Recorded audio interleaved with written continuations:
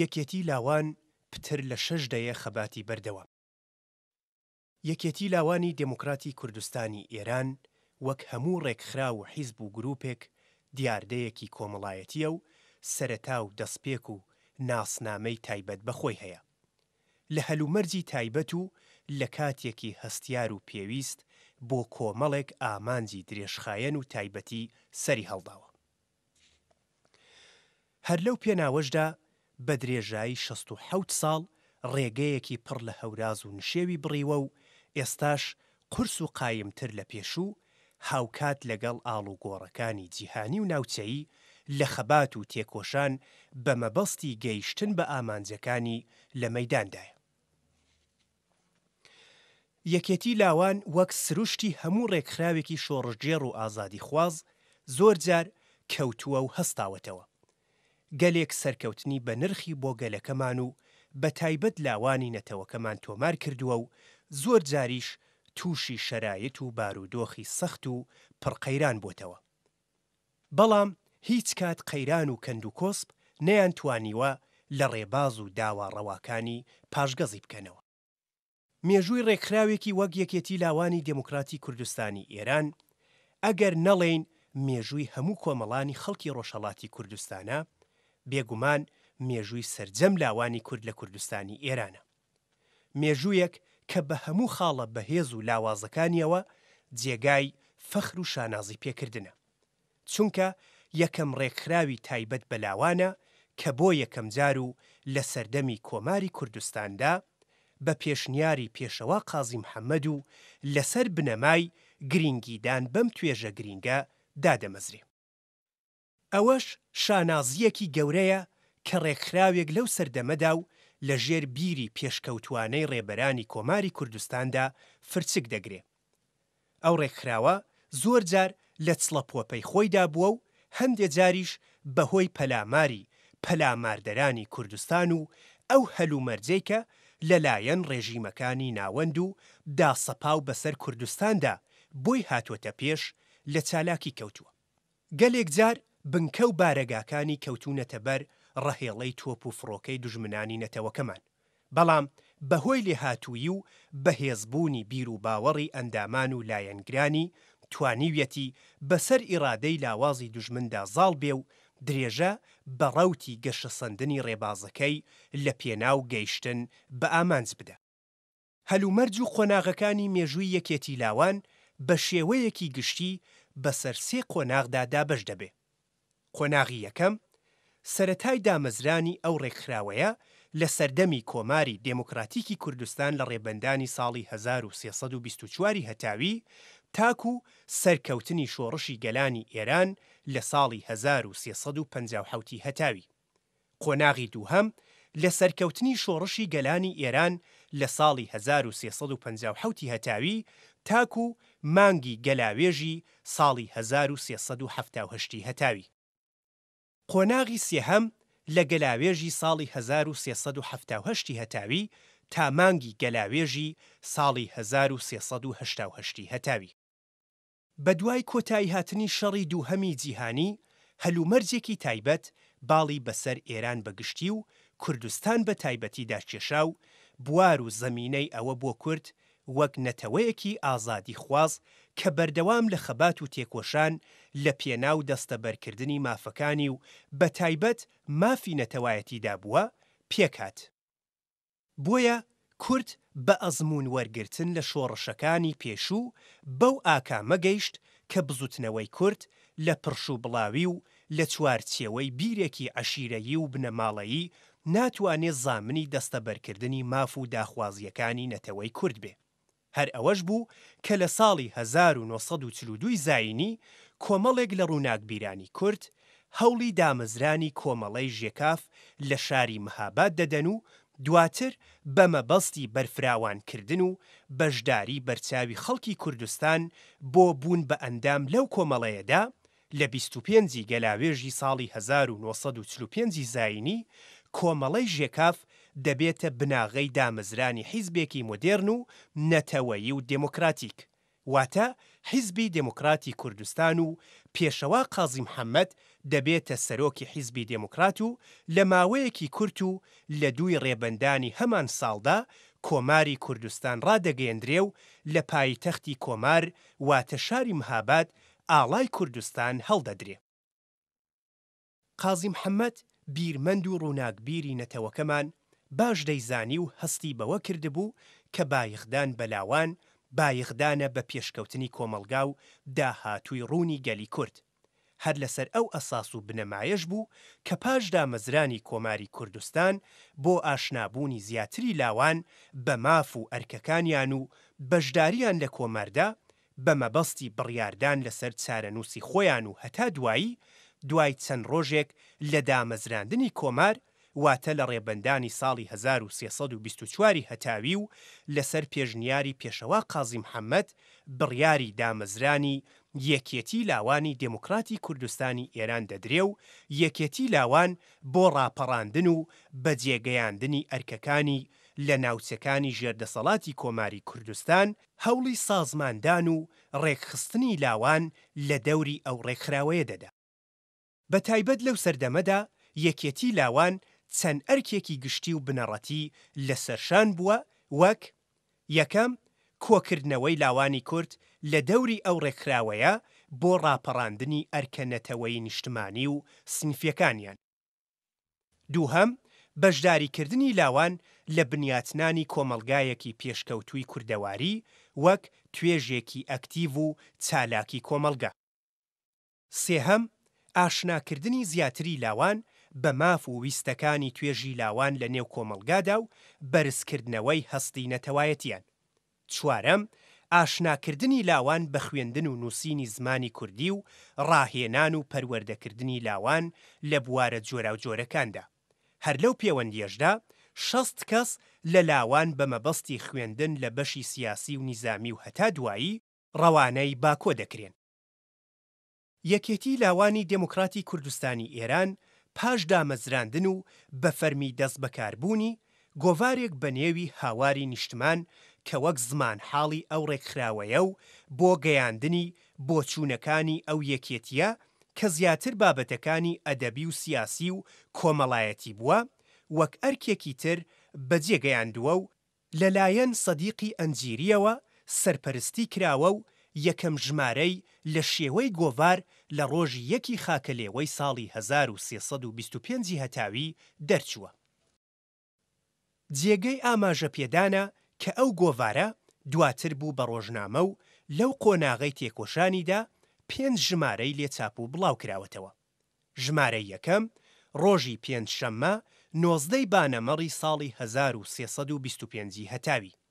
ژمارەی دووهەم ڕۆژی یەکشەممە 29 بانەمەڕی ساڵی 1325 هەتاوی. ژمارەی سێهەم ڕۆژی پێنجشەممە 7 جۆزەردانی ساڵی 1325 هەتاوی. ژمارەی چوارەم ڕۆژی 7 جۆزەردانی ساڵی 1325 هەتاوی. ژمارەی پێنجەم ڕۆژی یەکشەممە 2 پوشپەڕی ساڵی 1325 هەتاوی.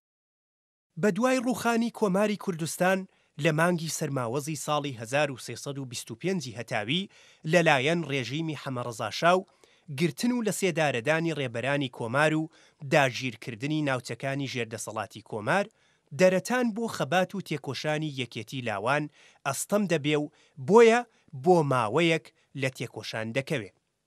لە ساڵی 1329 هەتاوی کاتێک دکتۆر مصەدیق لە ژێر دروشمی میلیکردنی سەنعەتی نەوت خەباتی پارلەمانی خۆی دەست پێ دەکا و لە ساڵی 1330دا پۆستی سەرۆکوەزیران لە ئێراندا بەدەستەوە دەگرێ، جارێکی تر دەرەتان بۆ بوژانەوەی ڕێکخرا و حیزبەکان دەڕەخسێ و یەکێتی لاوان لەو هەلە کەڵک وەردەگرێ و تێکۆشانە نهێنی و ڕێکخستنەکانی خۆی دەست پێ دەکاتەوە و لاوان لە شارەکانی کوردستان و لە ژێرناوی کومیتەی شارەکانی ئەو ڕێکخراوەیە سازمان دەدا و لە شاری مەهاباد کە بنکەی سەرەکی ئەو ڕێکخراوەیە بووە جارێکی تر تێکۆشان و کۆڕ و کۆبوونەوەکان دەست پێ دەکاتەوە.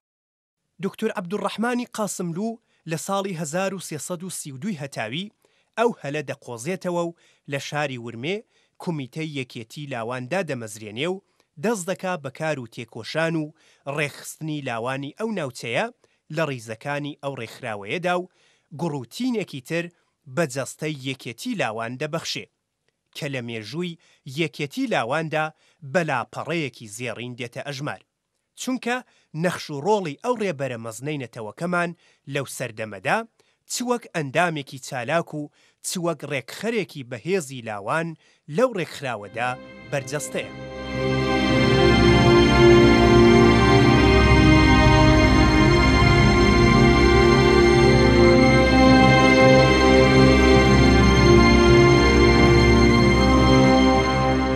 قۆناغی دووهەم کاتێک لە ڕۆژی 29 ڕێبەندانی ساڵی 1356 هەتاوی بە بۆنەی چلەمین ڕۆژی شەهیدانی شاری قوم ڕاپەڕینێکی بەرفراوان لە شاری تەورێز بەرپا بوو، خەڵک هێرشیان کردە سەر دام و دەستگاکانی ڕێژیمی پەهلەوی و لە نێوان خەڵک و هێزەکانی ڕێژیم شەڕ و پێکدادان هاتە ئاراوە و قوربانیەکی زۆری لێکەوتەوە. لەو پەیوەندیەشدا خەڵکی کوردستان و لاوانی کوردیش خەریکی خۆڕێکخستن بۆ بەگژداچوونەوەی دوژمن دەبن. هاوکات لەگەڵ دەستپێکی ڕاپەڕین دەوڵەتی عێراق داوا لە ئەندامانی حیزبی دموکرات دەکا کە خاکی وڵاتەکەیان جێبێڵن. هەر لە ئاخری هەمان ساڵدا دکتۆر قاسملوو دەگەڕێتەوە عێراق و داوای گەڕانەوەی بەپەلەی ئەندامانی حیزبی دموکرات بۆ کوردستانی ئێران دەکا. بۆ ئەو مەبەستەش کومیتەیەک بە نێوی زاگرۆس پێک دێن و دەگەڕێنەوە بۆ کوردستان. لەگەڵ گەڕانەوەی ئەندامانی حیزب بۆ کوردستان، ئەندامانی یەکێتی لاوان شان بەشانی ئەندامانی حیزب لە پێناو ڕووخانی ڕێژیم و گەیشتن بە ماف و ئازادیەکانیان بەشداری لە شۆڕش دەکەن. سەرنجام پاش خەبات و قوربانیدانێکی زۆر، ڕۆژی 22 ڕێبەندانی ساڵی 1357 هەتاوی تۆماری 2500 ساڵەی پاشایەتی لەلایەن گەلانی ئێرانەوە کۆتایی پێهات.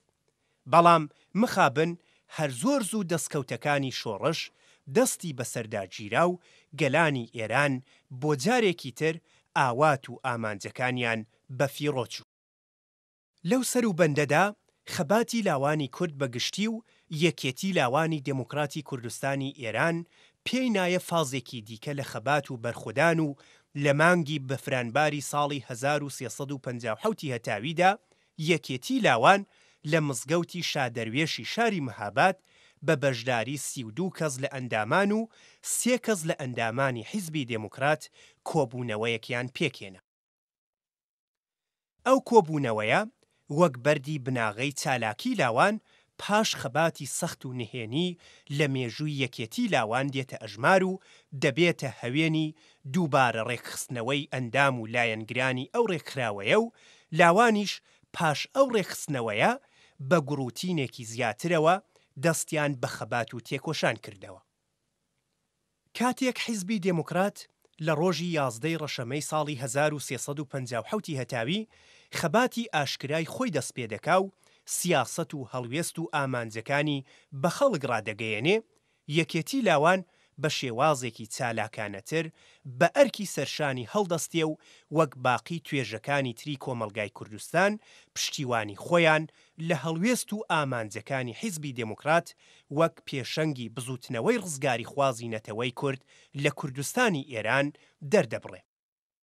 پاش ئەوەی کۆماری ئیسلامی شەڕ بەسەر گەلی کووردا دەسەپێنێ و هێرش دەکاتە سەر کوردستان، دکتۆر قاسملوو لە پەیامێکی رادیۆییدا 20 خەرمانان تا 20 ڕەزبەری ساڵی 1361 هەتاوی وەک مانگی دیفاع لە ئازادی و مەوجودیەتی نەتەوەی کورد ڕادەگەیەنێ و داوا لە سەرجەم پێک هاتەکانی کۆمەلگای کوردستان دەکا بۆ بەشداریان لەو ئەرکەنەتەوەیەدا و لاوان و ئەندامانی یەکێتی لاوانیش بە گوڕوتینێکی تایبەت چ بە شێوەی پێشمەرگە و لە سەنگەردا یان لە پشتی جبهەکانی شەڕ ئەرکی خۆیان بەجێگەیان.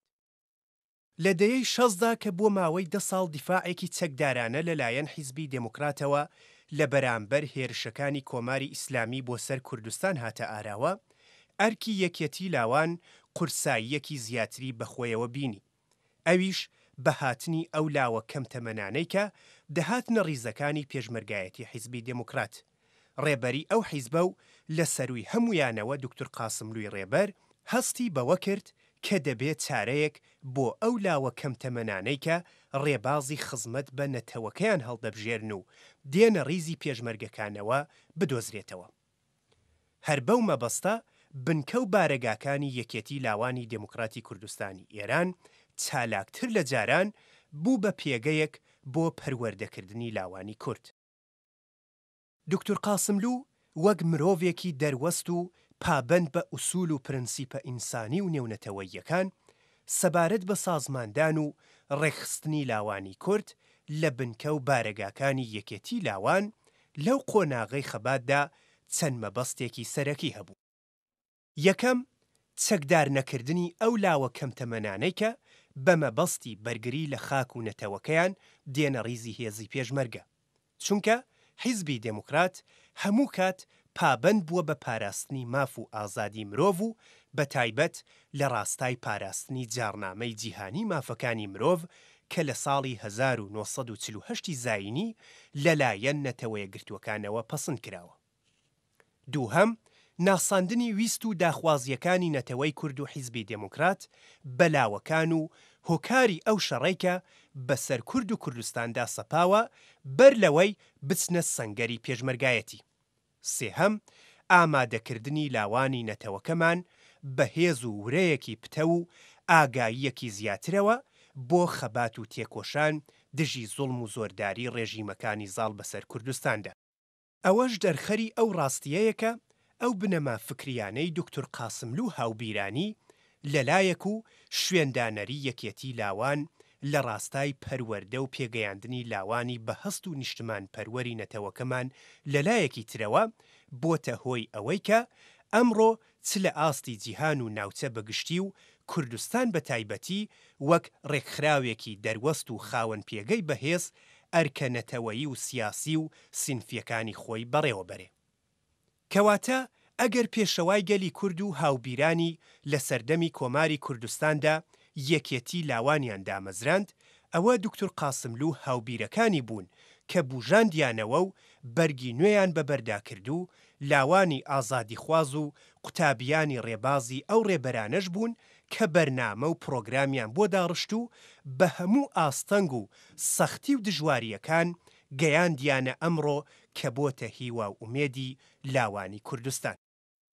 لە ڕاستیدا ئەو قۆناغە لە مێژووی یەکێتی لاوان واتە لە ساڵی 1357 تا ساڵی 1370 هەتاوی بە دژوارترین و سەختترین قۆناغەکانی خەبات دێتە ئەژمار. لە دەیەی شەزدا و بەهۆی زەبر و زەنگ و بەرفراوانبوونی جینایەتەکانی کۆماری ئیسلامی 59 لاوی کوردی شاری مەهاباد دەست بەسەر و لەلایەن ڕێژیمی کۆماری ئیسلامیەوە تیرباران و شەهید دەکرێن.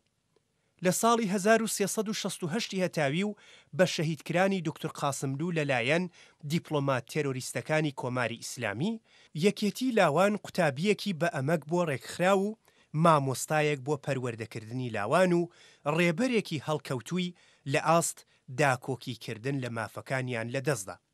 لە ساڵی 1370 هەتاوی بە دووپات بوونەوەی مێژوو جارێکی تر دەستی ڕەشی تاوان و جینایەت لەلایەن کۆماری ئیسلامیەوە بۆ سەر بزوتنەوەی کورد و حیزبی دموکرات درێژ دەکرێ و ئەو جارەش دکتۆر سادقی شەرەفکەندی و هاوڕێیانی دەکرێنە ئامانج. هەمووی ئەو ڕووداوانە بە شێوەی ڕاستەوخۆ و ناڕاستەوخۆ شوێندانەریان لەسەر یەکێتی لاوان دەبێ. بەڵام هەمووی ئەو ڕووداوە دڵتەزێنانە دەبنە هەوێنی کۆڵنەدان و وەفاداربوون بە ڕێبازی شەهیدان و پێداگری زیاتر لەسەر داواکاری مافەڕەواکانی نەتەوەکەمان.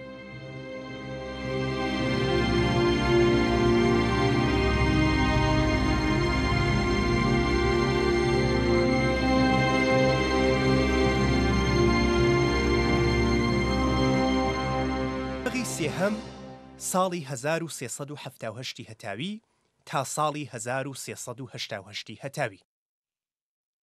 ساڵی 1372 هەتاوی بارودۆخی تایبەتی و هەلومەرجی سیاسی ناوچە دەبێتە هۆکار بۆ گواستنەوەی بارەگاکانی ئەو ڕێکخراوەیە لە سنوورەکانەوە بۆ هەرێمی کوردستان.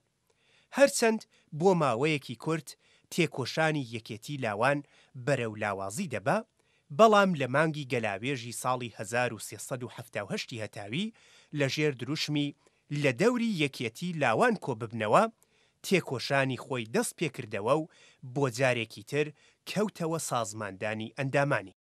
بەڵام ئەمجارە بە تاکتیک و ستراتیژی تایبەت بەسەردەم درێژە بە تێکۆشان دەدا و هەوڵی لە قاودانی سیاسەتەکانی کۆماری ئیسلامی بۆ سەر پێکهاتەکانی کۆمەلگای کوردستان و بە تایبەت لاوان دەدا و لە ئاستی کۆمەلگای نێودەوڵەتیدا هەوڵی پشتیوانی بۆ مافەکانی لاوانی کوردەدا. لە وەرزی پاییزی ساڵی 1379 هەتاوی کومیتەکانی یەکێتی لاوان کۆنفرانسەکانی خۆیان دەگرن و لە ڕۆژی 4 بەفرانباری ساڵی 1379 هەتاوی یەکەمین کۆنگرەی خۆی دەبەستێ. لەم ساڵەوە وەک بڕیارێک هەردوو ساڵ جارێک ئەو ڕێکخراوەیە کۆنگرەی خۆی دەبەستێ و تا ساڵی 1387 هەتاوی پێنجەمین کۆنگرەی خۆی پێکدێنێ. لە ئێستادا کە سەردەمی بەجیهانی بوون و پەرەسەندنی تێکنۆلۆژیە، لەم قۆناغەدا یەکێتی لاوان زیاتر لە هەر کات لە ڕاستای ناساندنی کێشەی نەتەوەیی و سەرجەم کێشەکانی لاوان لە کوردستان خۆی بە ئەرکدار دەزانێ و بۆ ئەم مەبەستەش توانیویەتی ناوەندی وڵاتانی ئوروپایی بکا بە تریبونێک بۆ باسکردن لەسەر ویست و داخوازی لاوانی کورد. لەو ڕاستایەشدا لە زۆربەی وڵاتانی ئوروپایی کۆمیتە دادەمەزرێنێ و لەگەڵ ڕێکخراوەکانی پارێزەری مافی مرۆڤ و هەتا دوایی لە پەیوەندیدا دەبێ و لەو ڕێگەیەوە هەوڵی بە ئەندامبوون لە ڕێکخراوە جیهانیەکاندا دەدا و ساڵی 2004 زاینی وەک ئەندامی چاودێر لە ڕێکخراوی جیهانی ئینتەرناسیۆنال سۆسیالیستی لاوان وەردەگیرێ. پاش زیاتر ئاشنابوونی ئەو ڕێکخراوە و ڕێکخراوەکانی ئەندام لەگەڵ یەکێتی لاوان لە 26مین کۆنگرەی ئینتەرناسیۆنال لە ساڵی 2006 زاینی بوو بە ئەندامی ڕەسمی ئەو ڕێکخراوەیە. هاوکات لەگەڵ بوونە ئەندام لە ئینتەرناسیۆنال لە ڕێکخراوی LNU یان کومیتەی زانیاری پێدانی UN کە زیاتر لە 400 ڕێکخراو تێیدا ئەندامن وەک ئەندامی ڕەسمی وەردەگیرێ. لە مانگی گەلاوێژی ساڵی 1390 هەتاوی کۆنگرەی شەشەمی یەکێتی لاوان لەژێر دروشمی ئەمڕۆ ڕادێین چونکە دواڕۆژ هی ئێمەیە دەبەسترێ و بۆ جارێکی تر و بە بەرنامەیەکی سەردەمیانە درێژە بە خەبات و تێکۆشان دەدا. کۆنگرەی شەشەمی یەکێتی لاوان لە کاتێکدا دەستی بەکارەکانی خۆی کرد کە ئاڵوگۆڕێکی بەرفراوان جیهان و بە تایبەت ڕۆژهەڵاتی ناوەڕاست دەگرێتەوە و شۆڕشێکی لاوانە ڕوو لە کۆشکی دیکتاتۆرانی ناوچە دەکا و دەبێتە هۆی ڕووخانی بەشێک لەو دەسەڵاتانە و بەشێکیشیان دواساتەکانی تەمەنیان تێپەڕ دەکەن.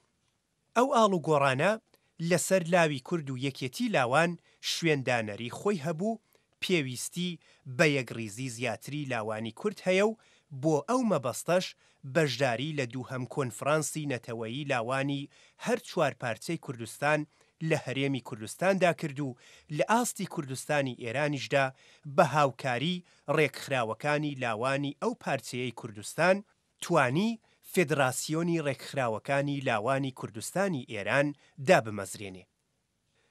سەرەڕای ئەو هەموو دەستکەوت و خاڵە بەهێزانەی کە یەکێتی لاوان تۆماری کردوون، بێگومان خاوەنی کەموکوڕیش بووە.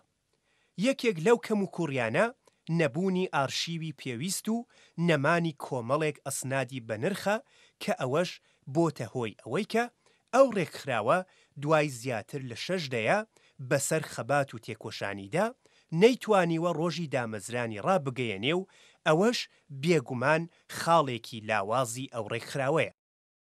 بۆیە دوای هەوڵ و تێکۆشانێکی زۆر لەو ڕاستایەدا بۆ بەجێگەیاندنی بڕیاری کۆنگرەی شەش و ڕاستپاردەکانی کومیتەی بەڕێوبەری گشتی بڕیاری دیاریکردنی ڕۆژێک بۆ دامەزراندنی یەکێتی لاوان دەدەن. دوای وەرگرتنی ڕاوبۆچوونی کۆمەڵێک کەسایەتی و پسپۆڕانی بواری مێژوو لە کوردستان لە کۆبوونەوەیەکدا لە ڕۆژی 23 ڕێبەندانی ساڵی 1391 هەتاوی و دوای تاوتوێکردن و باسێکی چڕوپەڕ ڕۆژی 30 ڕێبەندانی ساڵی 1324 هەتاوی وەک ڕۆژی دامەزرانی یەکێتی لاوانی دموکراتی کوردستانی ئێران دیاری کرد. بەخۆشیەوە ئەو کەم و کوڕیە و ئەو خاڵە کە لە مێژووی ڕێکخراوەکەدا ناڕوون بوو بە شێوەی سەمبولیک دەستنیشان کرا. لێرەوە کە بەرەو کۆنگرەی حوتی یەکێتی لاوان هەنگاو دەنێین دەبێ بە ئەزمون وەرگرتن لە خەباتی بێپسانەوەی لاوانی ناوچەکە لەو چەند ساڵەی دواییدا یەکێتی لاوان بە بەرنامەیەکی ئەمڕۆیانەترەوە هەنگاو بۆ دەستەبەربوونی ماف و داخوازیەکانی لاوان هەڵبگرێ.